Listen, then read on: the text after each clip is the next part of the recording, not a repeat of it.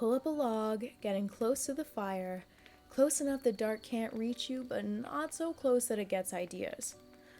You've found Tales to Roast By, presented by Teeth in the Sink Productions, and I'm your host, Avery, your friendly e-witch, the wicked witch of the web, and your guide through these long Summerween nights.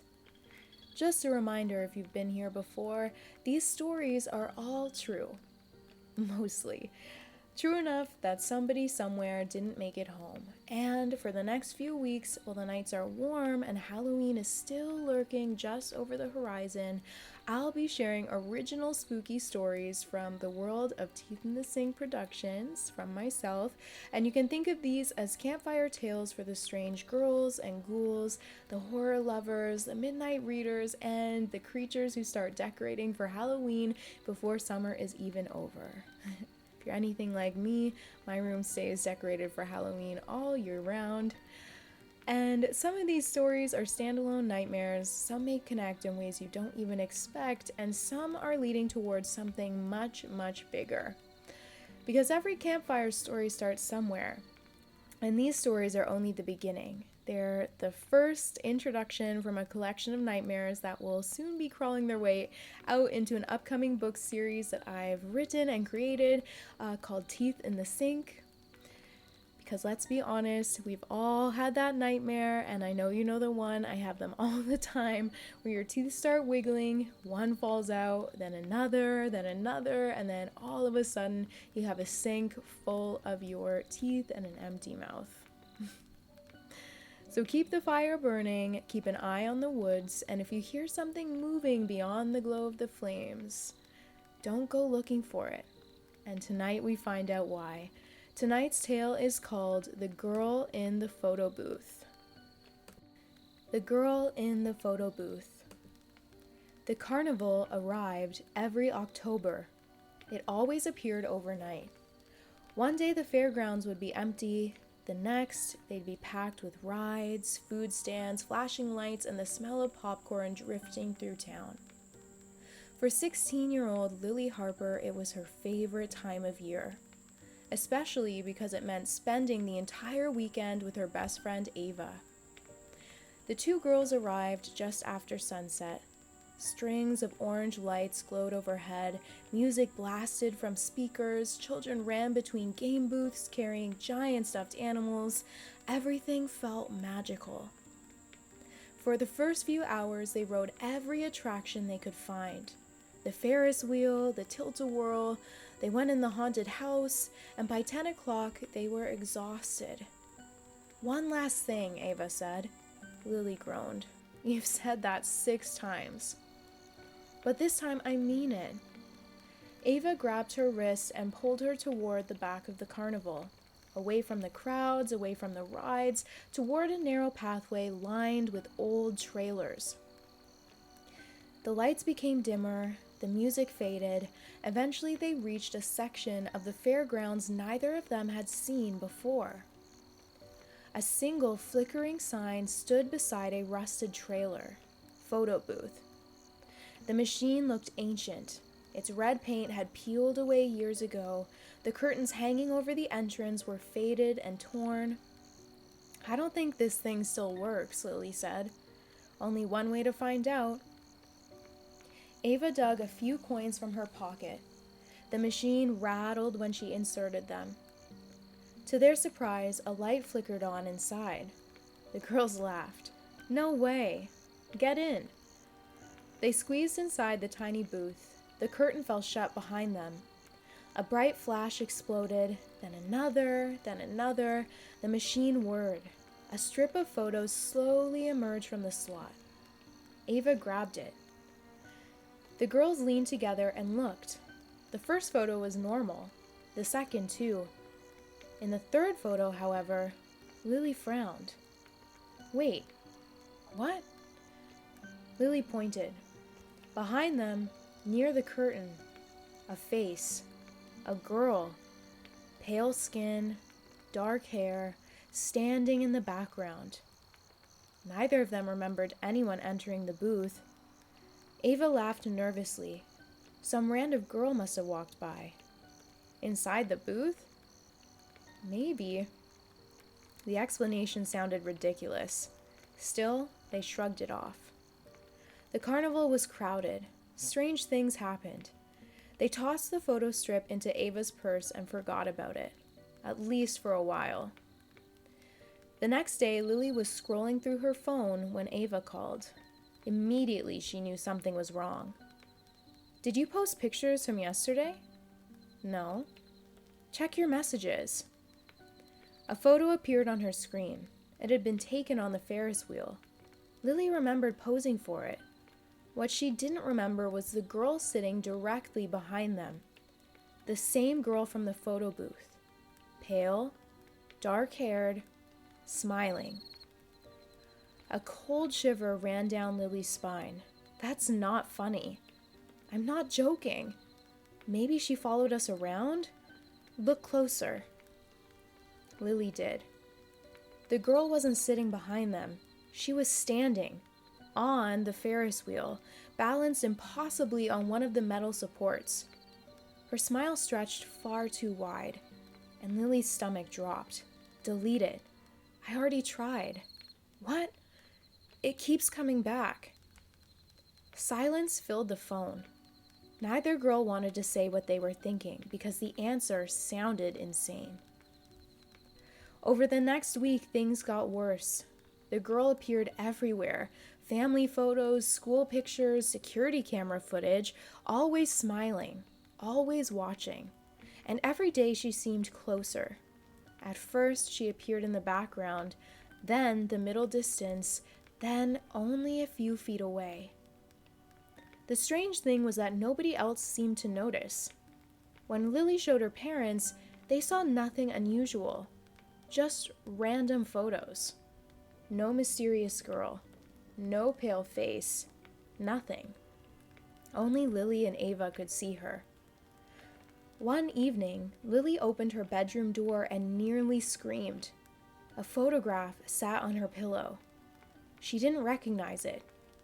The image showed her sleeping, taken from inside her room. The pale girl stood beside the bed, smiling, watching. Lily dropped the photo. Her hands shook uncontrollably. Someone had been inside her house, or something had. The next morning, Ava arrived at school looking exhausted. Dark circles hung beneath her eyes. I saw her. Lily froze. What do you mean? In real life. The words barely came out, and Ava swallowed. I woke up around 3 a.m. She glanced around the hallway before continuing. She was standing outside my bedroom window. Lily's blood turned cold. What happened? Nothing. Nothing. She just smiled. Neither girl spoke. Then Ava whispered, I don't think she's following us. What? Ava pulled a photograph from her backpack, a recent one. The pale girl stood directly between them. One hand rested on Lily's shoulder, the other on Ava's. I think she's getting ready. For what? Ava looked terrified. I don't know. 3 days later, Ava didn't come to school. Lily texted her. No response. She called. Nothing. Finally, she biked to Ava's house. Ava's mother answered the door. She looked confused. Can I help you? Is Ava home? The woman blinked. Ava? Lily laughed nervously. Your daughter? The woman's expression didn't change. I don't have a daughter. The world seemed to tilt. What? I'm sorry? Lily stared at her, speechless. Ava's mother looked genuinely confused, as if she'd never heard the name before, as if Ava had never existed. Lily backed away slowly, then ran. She spent the next several hours searching, yearbooks, social media, class photos, everything. Every trace of Ava was gone. Photos that once included her now showed only Lily. School records didn't exist, text messages had vanished, even the photo booth pictures had changed. Ava was gone, but the pale girl remained. Lily sat in her bedroom staring at the evidence. A horrible realization formed in her mind. The pale girl wasn't haunting people. She was replacing them, one photograph at a time. A knock sounded downstairs. Lily jumped. Her mother called up, "Someone's here to see you." Slowly, Lily walked to the front door. A teenage girl stood on the porch, pale skin, dark hair, smiling. The girl from the photographs. For the first time, Lily saw her clearly. The smile never reached her eyes. "Hello, Lily." Her voice sounded strangely familiar, like a recording played backward. Lily slammed the door, locked it, ran upstairs. Her hands trembled as she searched through old photos. Every single image now showed the pale girl closer than before. In some, she stood beside Lily. In others, she had an arm around her. In the most recent photos, they looked like best friends, like they'd known each other forever. A photograph slid from between the pages of an album, one Lily had never seen before. It showed her bedroom. Taken from the doorway, the pale girl sat on Lily's bed alone. The date written on the back was tomorrow. Lily's breath caught. Tomorrow. Then she understood. Tomorrow would be the day she disappeared, just like Ava, probably just like everyone before her, unless she stopped it. That night, Lily returned to the carnival grounds. The rides were gone, the food stands were gone, everything had been packed away, everything except the photo booth. It still stood exactly where she'd found it, waiting. The curtain fluttered in the wind, and Lily stepped inside. The machine immediately whirred to life. A photograph emerged. She grabbed it. Her heart nearly stopped. The image showed the pale girl standing beside the photo booth, smiling. Behind her stood dozens of other people, teenagers, children, adults, all smiling, all slightly faded, like old photographs, victims. The machine rattled again, and another picture appeared. This time, Lily wasn't in it. Only the pale girl, standing in Lily's bedroom, wearing Lily's clothes, living Lily's life.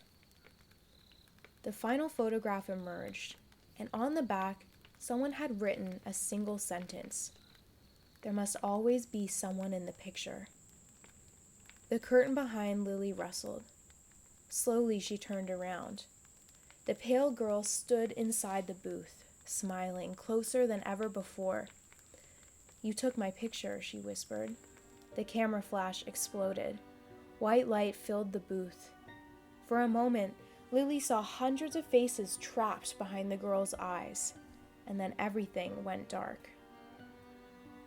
The next morning, Lily's mother found a photo sitting on her kitchen table. It showed a smiling teenage girl, dark hair, pale skin, standing beside her. The woman's face lit up. She smiled. "That's my daughter." Because as far as she remembered, it always had been. And somewhere, deep inside an old carnival photo booth, a new photograph slowly developed. A picture of a terrified girl named Lily, trapped behind the curtain, waiting for someone else to take her place. The fire's starting to burn low again, and I think that's enough nightmares for tonight. Thank you for joining me around the campfire again, and if you enjoyed tonight's tale, there are plenty more stories waiting for you to hear on Tales to Roast By, presented by Teeth in the Sink Productions. And remember, just because the story's over doesn't mean you're alone. I'm Avery, your friendly Ewitch, the Wicked Witch of the Web, and until next time, keep the fire burning and don't wander too far into the dark. Sweet screams.